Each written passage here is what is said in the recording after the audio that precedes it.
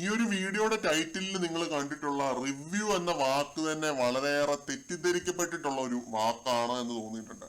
പലപ്പോഴും ഓരോരുത്തർ അവരുടേതായ സബ്ജക്റ്റീവ് ആയിട്ടുള്ള വ്യക്തിപരമായിട്ടുള്ള അഭിപ്രായങ്ങള് സമൂഹത്തിൻ്റെത് എന്ന് പറഞ്ഞ് ഈ ജനറലൈസ് ചെയ്ത് ലേബല് ചാർത്തി കൊടുത്ത് റിവ്യൂ എന്ന പേരിട്ട് വിളിക്കാറൊക്കെ ഉണ്ട്. അങ്ങനെ വന്നിട്ടുള്ള മൂവി റിവ്യൂസ്, പിന്നെ സിനിമകളെ ഡീഗ്രേഡ് ചെയ്തുള്ള റോസ്റ്റിംഗ്, അതൊക്കെ ഇടയ്ക്കൊരു സമയത്ത് നല്ല ചർച്ചയായിട്ടൊക്കെ ഉണ്ട്. അവൻ തന്നെ പറയാം ഇതൊരു റിവ്യൂ ഒന്നുമല്ല, ഒരു വാക്കിനെ തന്നെ വ്രണപ്പെടുത്തി വെച്ചിരിക്കുകയാണ്. അപ്പൊ മലയാളം വായിക്കാൻ അറിയാവുന്ന ഓരോരുത്തരും, അതിപ്പോ കുട്ടികളായിക്കോട്ടെ മുതിർന്നവരായിക്കോട്ടെ, മലയാളികളാണെങ്കിൽ നിങ്ങൾ വായിച്ചിരിക്കേണ്ട ഒരു പുസ്തകം, അതിനെപ്പറ്റിയുള്ള നമ്മുടെ വ്യക്തിപരമായിട്ടുള്ള ഒരു അഭിപ്രായമാണ്. ബുക്കിന്റെ ഓഥർ മറ്റാരുമല്ല, നമ്മുടെ സ്വന്തം അനീഷേട്ടനാണ്.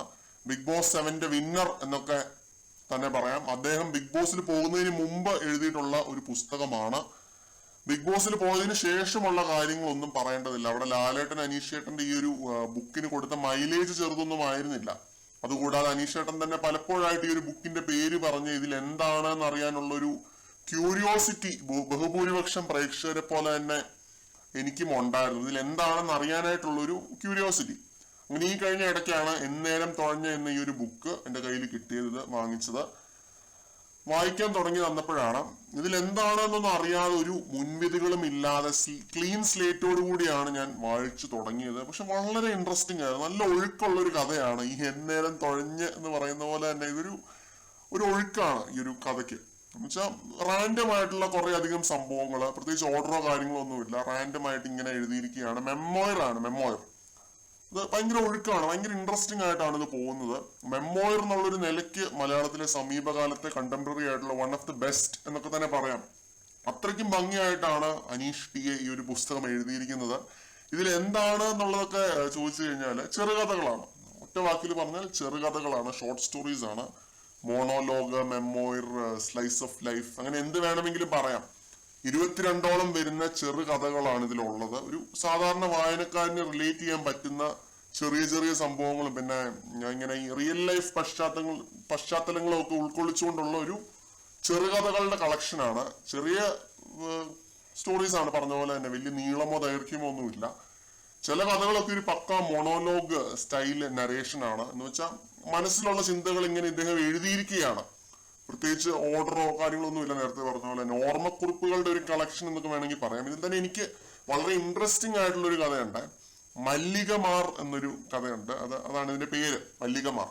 അതൊക്കെ നല്ല രസമായിട്ടാണ് ഇദ്ദേഹം എഴുതിയിട്ടുള്ളത്. ഈ ലോകത്ത് ഒരേ പേരുള്ളവർ തന്നെ എങ്ങനെയാണ് വ്യത്യസ്ത സാഹചര്യങ്ങളിൽ ജനിച്ചത് കൊണ്ട് മാത്രം വ്യത്യസ്തരായത്, അല്ലെങ്കിൽ വ്യത്യസ്ത ക്യാരക്ടറിസ്റ്റിക്സ് കാണിക്കുന്നത്. അപ്പൊ അങ്ങനെയൊക്കെയുള്ള ചിന്തകളാണ്. ഇവര് വ്യത്യസ്തരായിട്ട് ജീവിക്കുന്നു, ഒരേ പേരുള്ള രണ്ട് മനുഷ്യര്. അപ്പോ ഞാൻ ഒത്തിരി ആസ്വദിച്ചിരുന്ന് വായിച്ചൊരു കഥയാണിത്. ഇത് മാത്രമല്ല, എല്ലാം ഈ ഒരു പുസ്തകം മൊത്തത്തിൽ ഞാൻ വളരെയധികം ആസ്വദിച്ചാണ് വായിച്ചത്. അതേപോലെ ആദ്യം തന്നെ ഒരു കഥയുണ്ട്, സ്കൂൾ കാലത്തെ ഒരു ഓർമ്മയാണ്. അത് ഞാൻ വളരെയധികം എൻജോയ് ചെയ്തിരുന്നു തന്നെയാണ് വായിച്ചത്. അവിടെയൊക്കെ പ്യൂർലി ഒരു മോണോലോഗ് ഫീൽ അടിച്ചു. പിന്നെ ഫസ്റ്റ് പേഴ്സൺ ആയിട്ടാണ് ഇദ്ദേഹം ഇത് മൊത്തം എഴുതിയിട്ടുള്ളത് കേട്ടോ. അതായത് ഞാൻ ഇന്ന ആളെ അവിടെ വെച്ച് കണ്ടു, അവൻ അങ്ങനെ ഒരാളായിരുന്നു, അവൻ എൻ്റെ അടുത്തേക്ക് വന്നു, അവൻ സോ അങ്ങനെ ആണ് എഴുതിയിട്ടുള്ളത്. അങ്ങനെയൊക്കെ എഴുതുമ്പോഴാണ് നമ്മൾ ഈ ഫസ്റ്റ് പേഴ്സൺ എന്ന് പറയുന്നത്. ആ ഒരു നിലയ്ക്ക് അതിഗംഭീരമായ ഒരു വായനാനുഭവം തന്നെയായിരുന്നു എന്നേരം തുഴഞ്ഞ് എന്ന അനീഷേട്ടൻ എഴുതിയിട്ടുള്ള ഈ ഒരു ബുക്ക്. ഇതിനകത്ത് ഓരോ സ്റ്റോറിയെ പറ്റിയും സംസാരിക്കണമെന്നുണ്ട്. കാരണം ചില കഥയൊക്കെ ശരിക്കും റിലേറ്റബിൾ ആയിരുന്നു എന്ന് മാത്രമല്ല, ശരിക്കും നമ്മളിലൊരു തോട്ട് ഉണർത്തുന്ന, പ്രൊവോക്കുന്ന രീതിയിലുള്ള കഥകളാണ്. തോട്ട് പ്രൊവോക്കിംഗ് ആയിട്ടുള്ള ഒരു പുസ്തകമാണ്. നമുക്ക് ചിന്തിക്കാനും സംസാരിക്കാനും ഒക്കെ ഒരുപാടുണ്ട് ഇതിനകത്ത്. ആ രീതിയിൽ ഇദ്ദേഹം ഓരോ സംഭവം വിവരിച്ച് തന്നെ എഴുതിയിട്ടുണ്ട്. പാട്ടോർമ്മകൾ എന്ന് പറയുന്ന ആ ഒരു കഥയൊക്കെ അത് ബിഗ് ബോസ് വെച്ച് തന്നെ അനീഷേട്ടൻ പറഞ്ഞിട്ടുമുണ്ട് ആ ഒരു സംഭവമൊക്കെ.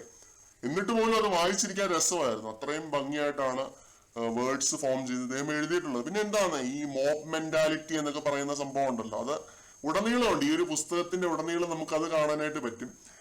എന്നുവെച്ചാൽ എഞ്ചിനീയറിംഗ് പോലെ ഒരു കരിയർ ഒരു താല്പര്യവും ഇല്ലാഞ്ഞിട്ടും ഇദ്ദേഹം തെരഞ്ഞെടുത്തതിനെ പറ്റിയുള്ള ചിന്തകള്.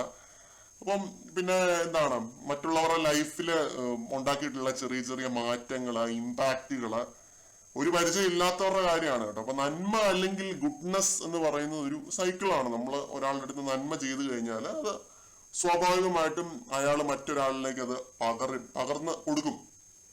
അപ്പൊ അങ്ങനെയുള്ള ഒരു സൈക്കിളാണ് ഈ നന്മ എന്ന് പറയുന്നത്. ഇങ്ങനെയൊക്കെയുള്ള ഒരുപാട് സന്ദേശങ്ങൾ വായനക്കാർക്ക് തരുന്ന ഒരു മെമ്മോയർ കളക്ഷൻ അല്ലെങ്കിൽ സെറ്റ് ഓഫ് മോണോലോഗ്സ് ആണ് ഈ ഒരു ബുക്ക് എന്ന് പറയുന്നത്. എന്നേരം തുഴഞ്ഞ് കാഴ്ചപ്പാടുകളാണ്. ഇപ്പം ഈ ഒരു ബുക്ക് വായിച്ചു കഴിഞ്ഞിട്ട് നമുക്ക് വേണമെങ്കിൽ ഇങ്ങനെ ഒരെണ്ണം ഇരുന്ന് എഴുതാൻ തോന്നും. ആ രീതിയിലാണ് ഇദ്ദേഹം ഇത് എഴുതി വെച്ചിട്ടുള്ളത്. മോണോലോഗ് എന്ന് പറഞ്ഞതുകൊണ്ട് ലാഗ് അടിച്ചു അല്ലെങ്കിൽ നെഗറ്റീവ് സെൻസിലൊന്നും നിങ്ങൾ എടുക്കരുത്. ആ ഒരു ശൈലിയിലാണ് അനീഷേട്ടൻ ഈ ഒരു ബുക്ക് ഉടനീളം എഴുതിയിട്ടുള്ളത്. ആ ഒരു അപ്രോച്ചാണ് ഈ ഒരു ബുക്കിന്.